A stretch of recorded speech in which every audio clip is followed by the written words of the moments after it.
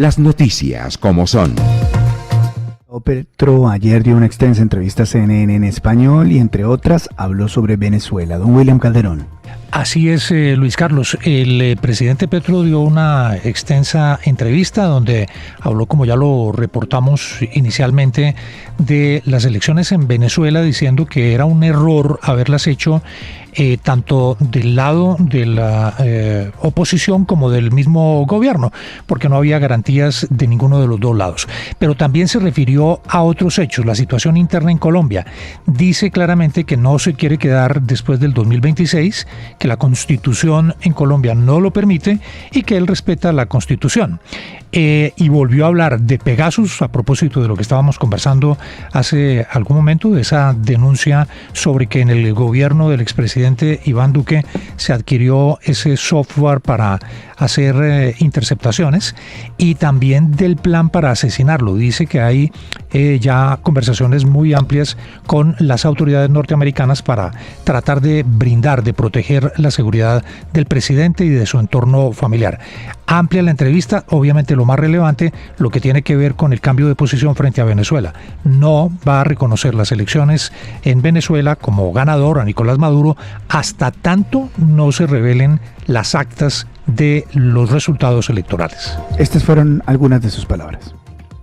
Yo creo que hubo un error, digamos, previo. El proceso previo a las elecciones fue erróneo, porque se puso una sociedad a disputar el poder político sin libertad. Y ese tema libertad aplica para todos los bandos que allí están enfrentados. No hubo ni libertad para la oposición, porque su principal candidato no participó. Y es un problema hoy, porque ¿con quién se habla en Venezuela? Del lado de la oposición. Y para el lado del gobierno venezolano también, porque un país bajo sanciones económicas no es libre para votar. Y todo lo que se había hablado en México, en Barbados, en la misma Colombia, para que pudiera ocurrir unas elecciones libres, pues no ocurrió.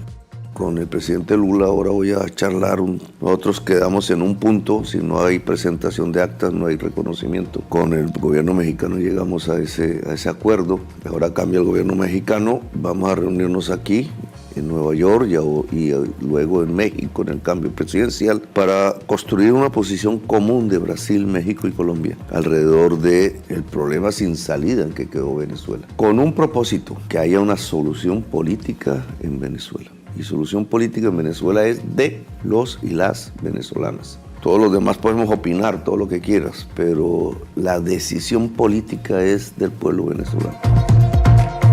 6:47, don Juan Lozano, aparentemente Colombia se está alineando a no aceptar esos resultados en Venezuela. Por primera vez escucho al presidente tan contundente sobre el tema. Buenos días. Luis Carlos, buenos días.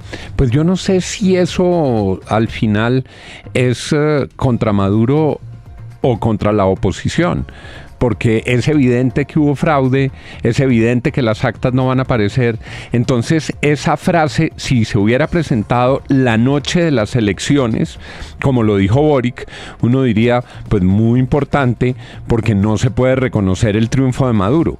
Pero a estas alturas, decir que si no hay actas no hay reconocimiento equivale a decir que no van a reconocer a Edmundo González que ganó las elecciones.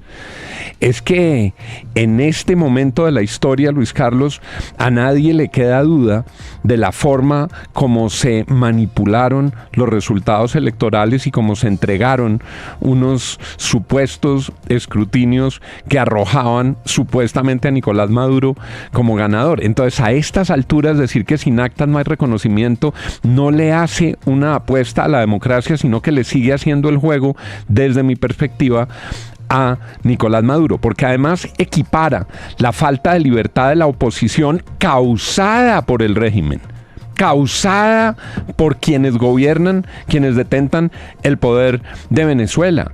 No se puede decir que no fueron en libertad los venezolanos de todas las toldas, porque lo que no hubo fue una candidata de la oposición, porque los órganos afines al gobierno les cercenaron su posibilidad de elegirse. Sí.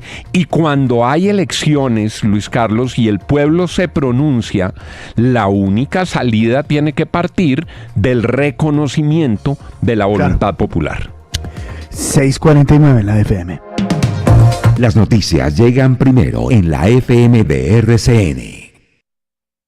El gobierno del cambio es el gobierno de la reforma agraria. Por primera vez, la Agencia de Desarrollo Rural ha